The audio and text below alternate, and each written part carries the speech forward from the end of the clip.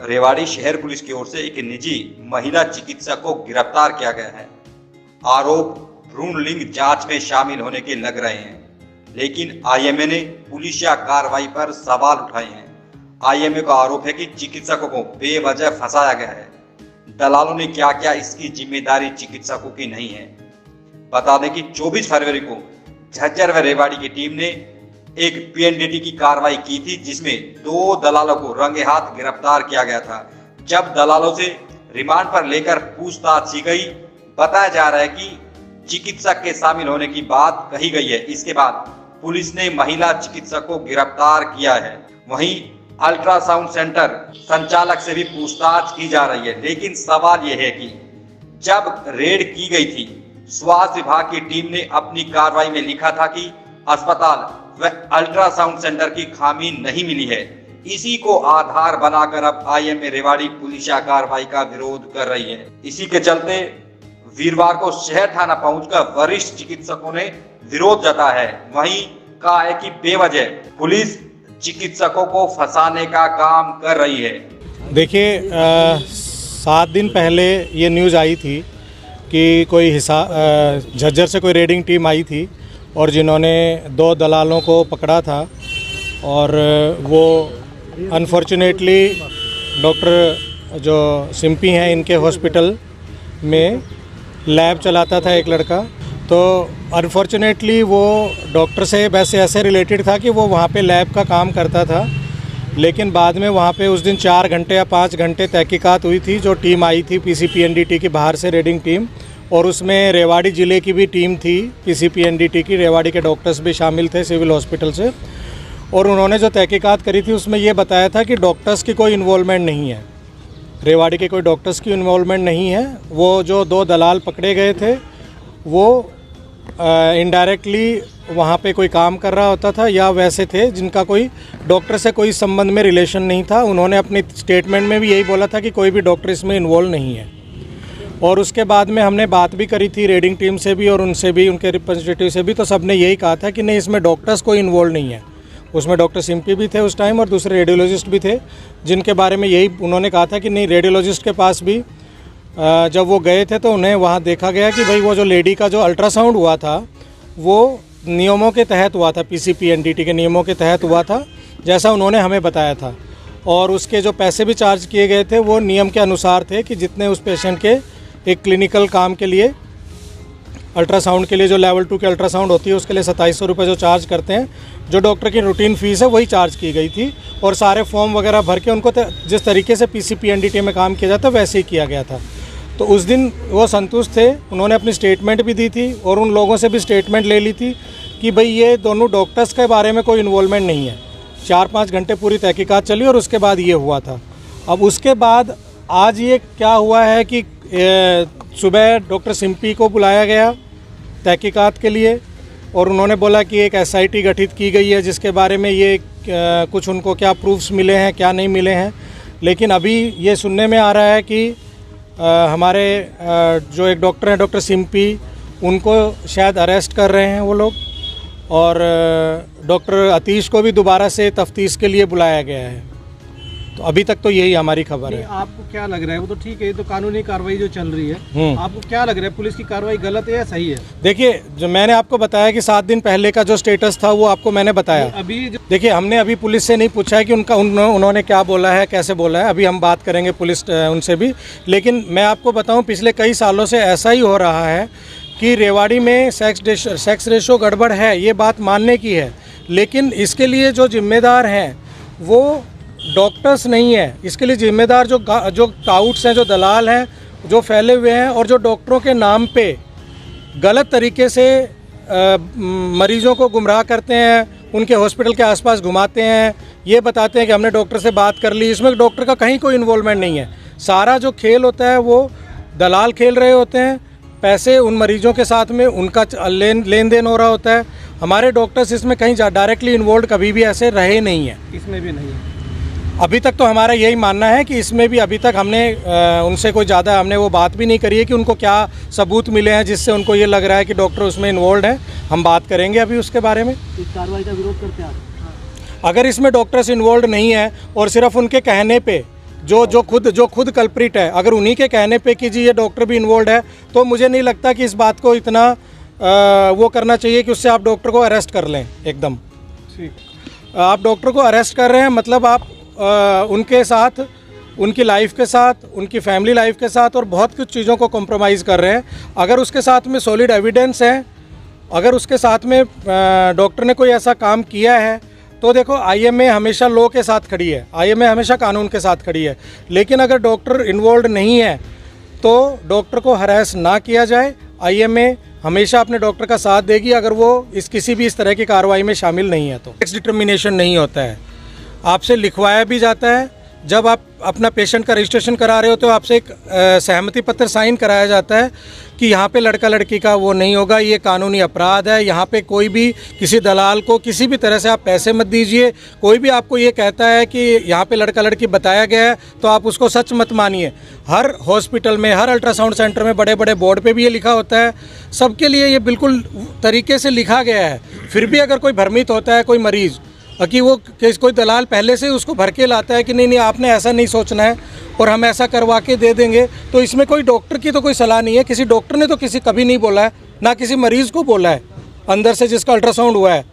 तो फिर ये डॉक्टर के प्रति इस तरह से क्यों एक मेरा सवाल आईएमए के स्तर का है। आईएमए जैसे आप आज एकजुट हैं, हाँ। कि आईएमए कुछ ऐसे कदम उठाएगा क्या किस तरह इस तरह सेक्स रेट कम जा रहा है, ऐसे दलाल पकड़े जा रहे हैं? हम तो पहले ही कह रहे हैं, कम्युनिकेशन लाइन में कुछ है आपके पास? हम तो पहले ही सरकार को कह रहे हैं, नीति बिल्कुल क्लियर है। वो किसी भी नहीं है जो सेक्स डिटर्मिनेशन करता है, और हम कभी भी उनके साथ नहीं खड़े होंगे।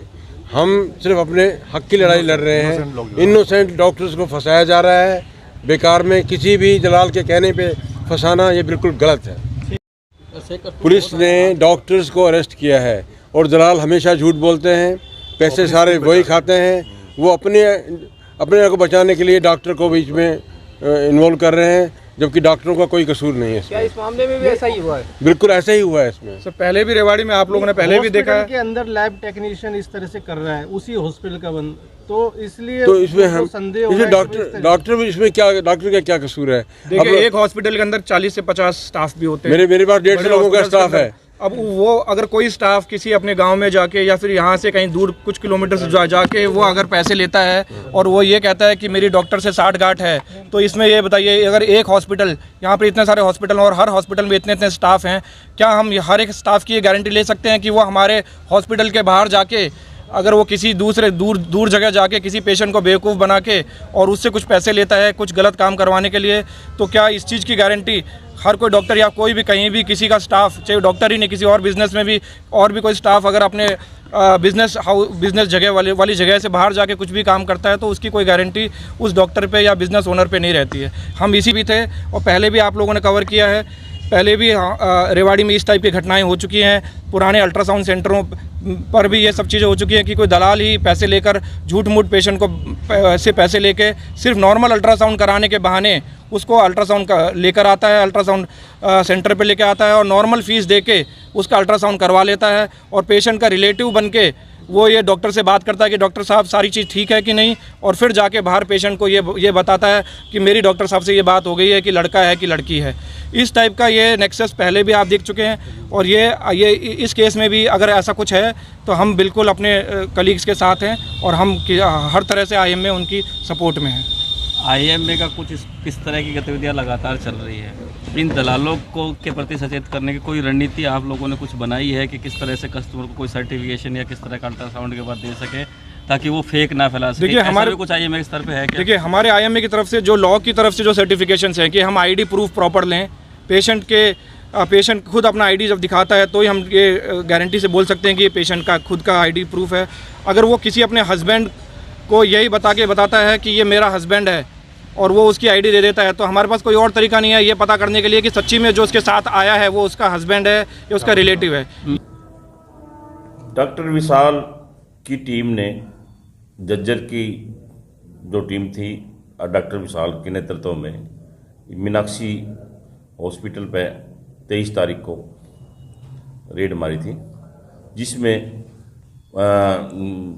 पवन कुमार जो लैब टेक्नीशियन था उसको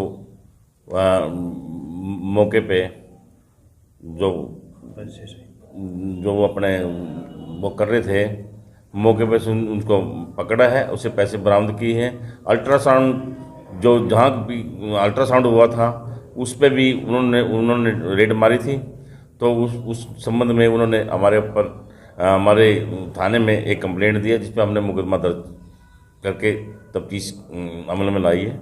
इस संबंध में एसपी साहब के निर्देशानुसार एसआईटी गठित हुई थी, जिसमें हमने जो पवन कुमार को दोबारा कोर्ट के आदेश अनुसार उसको सामूहिक तफ्तीश किया है। सच्चाई का पता लगाने के लिए भी कौन कौन से डॉक्टर इसमें इन्वॉल्व थे उनका पता लगाने के लिए उनसे पूछताछ की है। जो पूछताछ में यही बात सामने आई है, तो जो पवन कुमार लैब टेक्निकल है ना, उसने मीनाक्षी हॉस्पिटल में डॉक्टर सिंपी के साथ मिलकर ये जो भ्रूण हत्या का जो अपना जांच थी, तो उससे मिलके ये इन्होंने अपराध को अमल में लाया है। तो उसमें हमने उसको 3 दिन का रिमांड लिया था, उसको आज कोर्ट में पेश कर दिया है। अब डॉक्टर सिंपी को भी हमने इस मुकदमा में अरेस्ट करके पूछताछ करेंगे भी, और भी कोई डॉक्टर है तो उसका भी खुलासा करेंगे।